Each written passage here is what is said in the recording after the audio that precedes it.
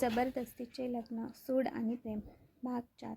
दृश्य 1. भोसलेवाडा हॉल. सकाळची वेळ.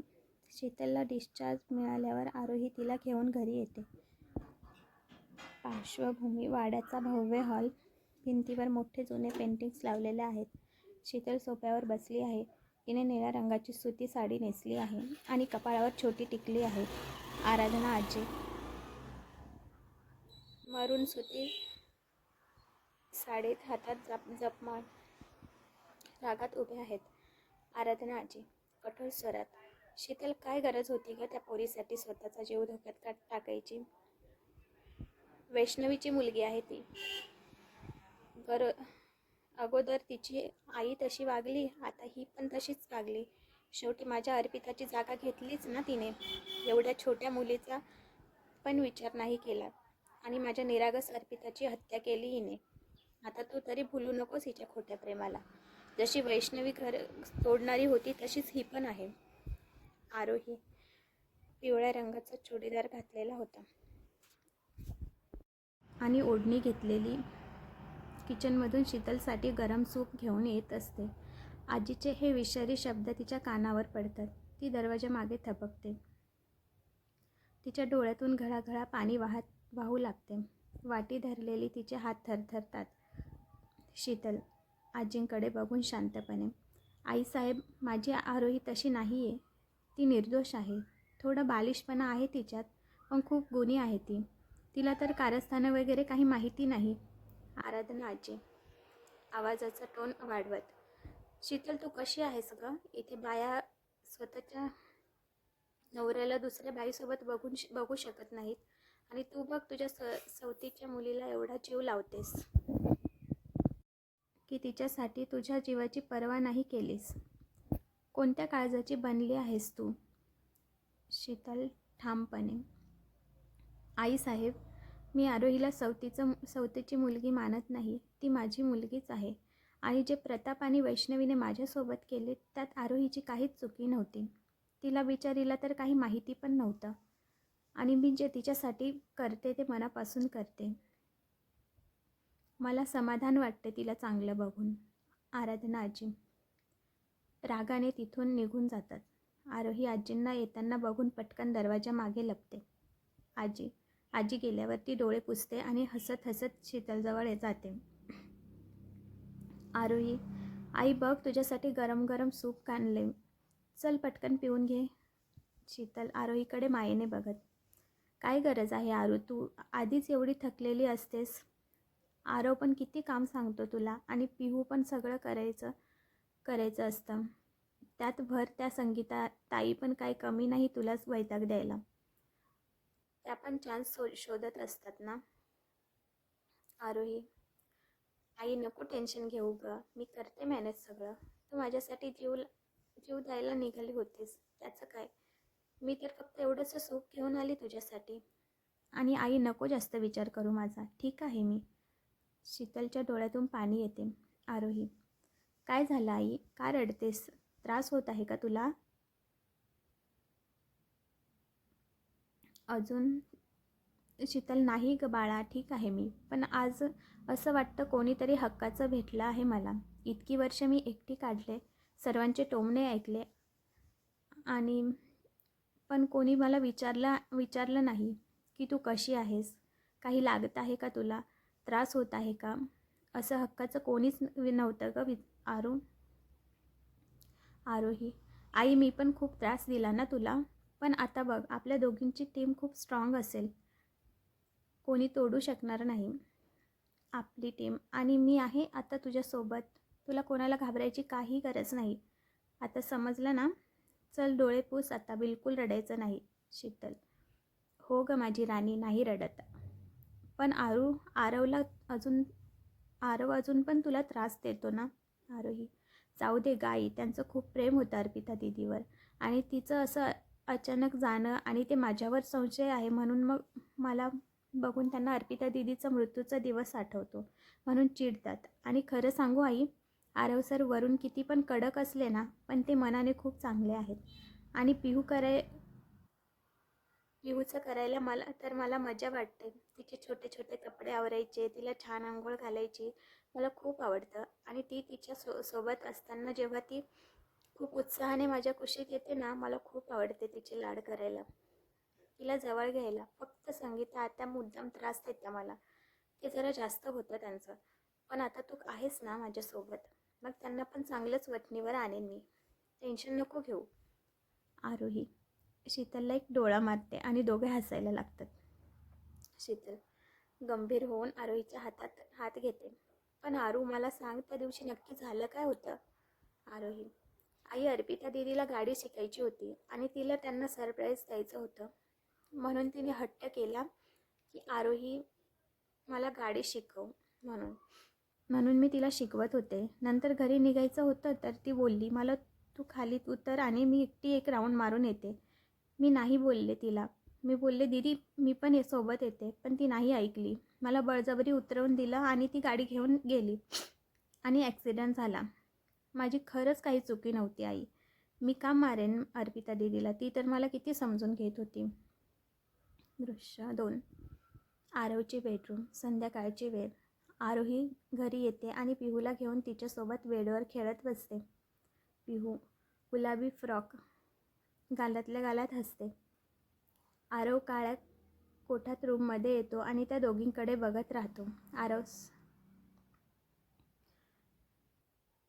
मृदू स्मित करत, पिहू आरोही सोबत एवढं खुलून कशी राहते? एवढी तर ती अर्पिता सोबत पण नव्हती. हे सर्व दुरून संगीता अर्पिताची आई बघते. तिचे डोळे रागाने लाल होतात. संगीता, मला या आरोहीचं काहीतरी करावं लागेल, नाहीतर ती आरवला वशमध्ये करून घेईल. अर्पिताला किती समजावलं की त्या विराजसारख्या मुलासाठी आरवला सोडू नकोस. आरवकडे किती पैसा आहे आणि त्याचं किती प्रेम होतं अर्पितावर, तरी अर्पिताने माझं ऐकलं नाही. आता मुलगी आहे तर मला तिला सपोर्ट तर करावाच लागेल. पण आरवसमोर अर्पिता येईल तेव्हा काय होईल? माझी तर अजून पण इच्छा आहे की अर्पिताने विराजला सोडून परत यावं. आरवकडे त्याची छोटी मुलगी पण आहे. अर्पिताने एवढं ऐश्वर्य असंच सोडलं. Shopping mall. दुपारची वेळ.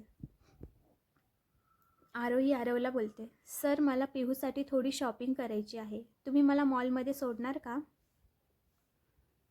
आरव, हो, पण लवकर आवर, मला जास्त टाईम लावलेला चालत नाही, समजलं ना? आरोही 5 मिनिटात रेडी होऊन येते. मॉलमध्ये आरव फोनवर बोलत चालला असतो. समोर रिसेप्शन एक मुलगी भांडत असते. मुलगी, मला स्पेशल ट्रीटमेंट का नाही भेटली? मी एवढी शॉपिंग केली आणि इतका पैसा आहे माझ्याजवळ की तुमचा शोरूम पण विकत घेऊ शकते, समजलं ना? आरोहीचे लक्ष त्या आवाजाकडे जाते. हा आवाज तर अर्पिता दीदी सारखा येतोय. ती मागे वळून बघते तर एक मुलगी पाठीमागे उभी असते. तिचा चेहरा दिसत नाही. आरोही तिच्या जवळ जाऊ लागते. तेवढ्यात तिचा धक्का एका बाईला लागतो आणि ती त्यांना सॉरी बोलायला मागे वळते. तेवढ्यात एक मुलगा त्या मुलीचा हात जोरात पकडून तिला खेचतो आणि चेंजिंग रूममध्ये ओढतो. इकडे आरोही त्या बाईला सॉरी बोलून परत त्या मुलीच्या दिशेने बघते तर ती मुलगी तिथून गायब असते. कुठे गेली ही मुलगी? आता इथेच तर होती, मला बघायचं होतं कोण होती ती. ती मुलगी रागात, कोण आहे? का ओढताय मला? विराज तिच्या तोंडावर हात ठेवतो. विराज, तुला डोकं आहे ना? का फालतू वाद घालत बसली आहेस? मी ओढलं नसतं तर आज तुझ्या मूर्खपणामुळे आरोहीने तुला बघितलं असतं. ही अर्पिता आहे जी विराजला घेऊन शॉपिंगला आली होती, पण इथे पण तिला वादच घालायचा होता. आरोहीचं नाव ऐकून शॉक होते आणि बोलते, काय आरोही, ती इथे कशी काय? विराज तोंडावर हात ठेवून, शांत बस, आरोही इथेच बाहेर आहे. बघितलं ना आपल्याला तर आपलं काही खरं नाही, मूर्खासारखं नको वागूस. आरोही त्या मुलीला शोधत पण ती गायब होते. कुठे गेली असेल ही मुलगी? आणि मला ती अर्पिता दीदीसारखी का वाटली? जाऊ दे, मला भास झाला असेल असं म्हणून ती मागे ती बाहेर जाते. आरव येतो आणि आरोहीसाठी स्वतः 4-5 महागडे ड्रेस सिलेक्ट करतो. अर्पिता हे लपून बघते आणि तिचं जळफळाट होतो. ती संगीताला फोन लावते. अर्पिता, आई तू तर बोलली होतीस आरव त्रास देतोय आरोहीला, पण मी तर बघितलं तो तिला शॉपिंगला घेऊन आला होता आणि महागडे ड्रेस घेऊन दिले त्याने तिला. संगीता, काय? आरोही मॉलमध्ये आहे, ते पण आरवसोबत? बघ अर्पिता, मी किती दिवस लांब ठेवू शकेन आरोहीला आरवपासून. म्हणून तर तुला बोलली होती की नको सोडून जाऊ आरवला त्या भिकारड्या विराजसाठी. अर्पिता, आई विराजला काही बोलू नकोस, माझं प्रेम आहे त्याच्यावर. पण मला आरवचं काही नाही वाटत, तो असं पण नाही आवडत मला. पण ती आरोही माझ्या पिहूला घेऊन कशी फिरते? मी लवकरच पिहूला घेऊन येईन. दृश्य 4, बेडरूम. रात्रीची वेळ. आरोही पिहूला क्रीबमध्ये झोपवते आणि स्वतः खाली चटई टाकून झोपते. आरव बेडवर झोपलेला असतो. रात्री पिहू उठून रडायला लागते. तिच्या रडण्याच्या आवाजाने आरवला जाग येते आणि तो तिला बेडवर घेऊन घेतो आणि झोपवण्याचा प्रयत्न करतो. पिहू अजून पण रडते. आरोहीला पण जाग येते तिच्या आवाजाने. ती पण उठते आणि ती धावत बेडजवळ येते.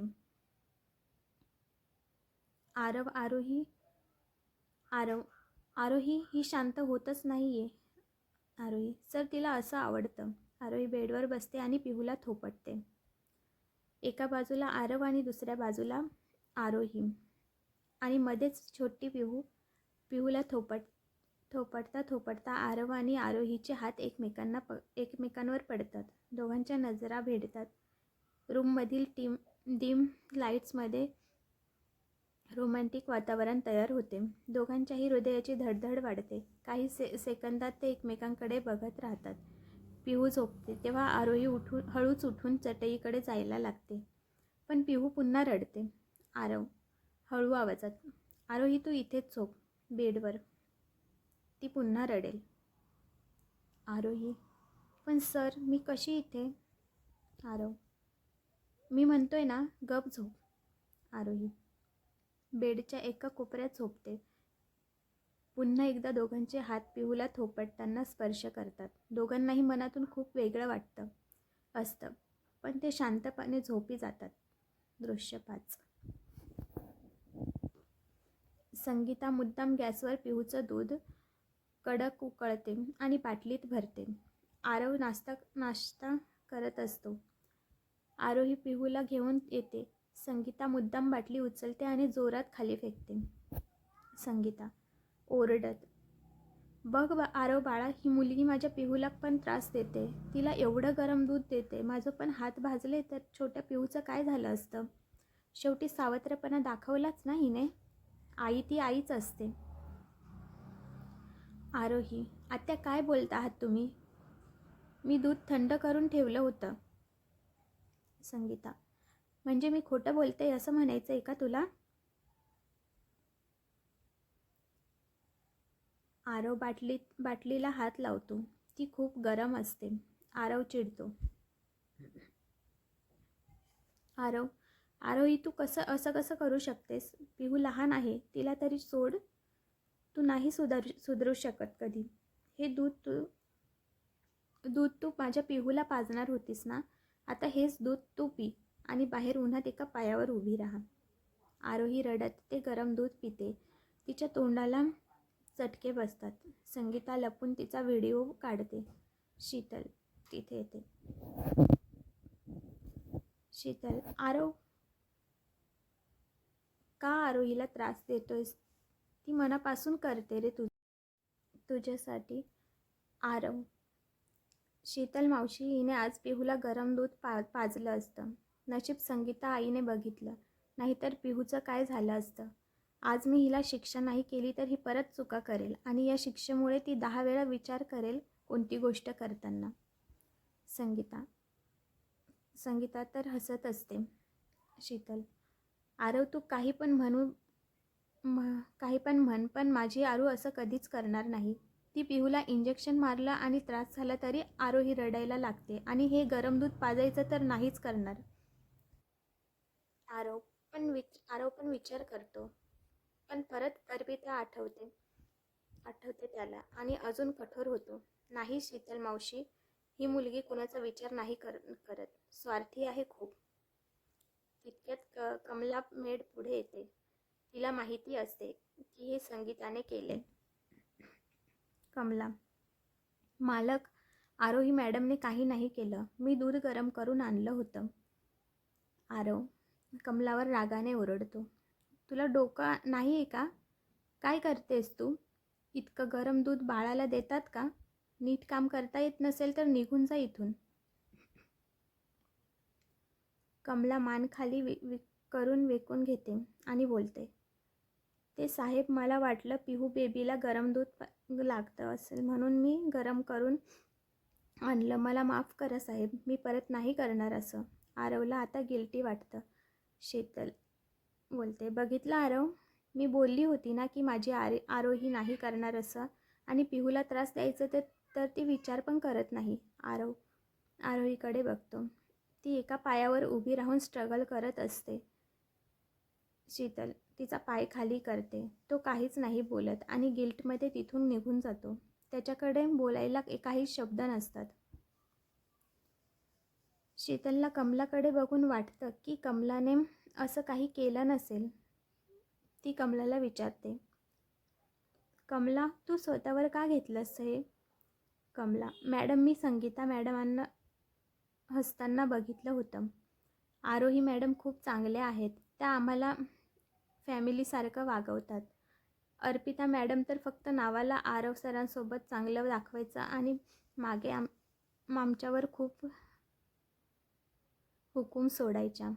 आरोही मॅडमना शिक्षा होत होती म्हणून मी हे माझ्यावर घेतलं.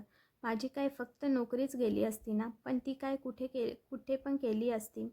पण आरोही मॅडमला त्रास होत होता ते मला बघवलं नाही, आणि संगीता मॅडम तर त्यांची चुकी कबूल नाही करणार म्हणून मी असं केलं. आरोही मॅडम किती जीव लावतात पिहू बेबीला, आणि त्यांच्यासारखं कोणी सांभाळणार पण नाही. संगीता मॅडम तर नावाला आजी आहेत. कधी पिहू बेबीचं प्रेमाने काही केलं नाही त्यांनी. अर्पिता मॅडम पण एवढं करत नव्हत्या. आरव साहेब ऑफिसमध्ये गेल्यावर पिहू बेबीला माझ्याजवळ आणून सोडायच्या, आणि साहेब घरी यायच्या आधी ते बेबीला घेऊन जायच्या. आम्हाला पण वेगळं वाटायचं की आई असं कसं करू शकते, पण आम्ही तर काही नोकर माणसं आहोत. आम्हाला कुठे बोलायचा अधिकार, म्हणून आम्ही आपलं काम करत होतो. पण आरोही मॅडम तशा नाहीत. त्या आम्हाला त्यांच्या समान समजता, मान सन्मान देता. म्हणून जे आज मी त्यांच्यासाठी केलं ते काहीच नाही. आणि अर्पिता मॅडम तर फक्त आरव सरांसोबत चांगलं दाखवत होत्या आणि मागे आमच्यावर हुकूम सोडत होत्या. आरोही मॅडम खूप चांगल्या आहेत, आम्हाला फॅमिलीसारखं वागवतात. शीतल कमलाला मिठी मारते. शीतल, थँक्यू कमला, तुझ्यासारखी माणसं आहेत म्हणून जगात माणुसकी टिकून आहे.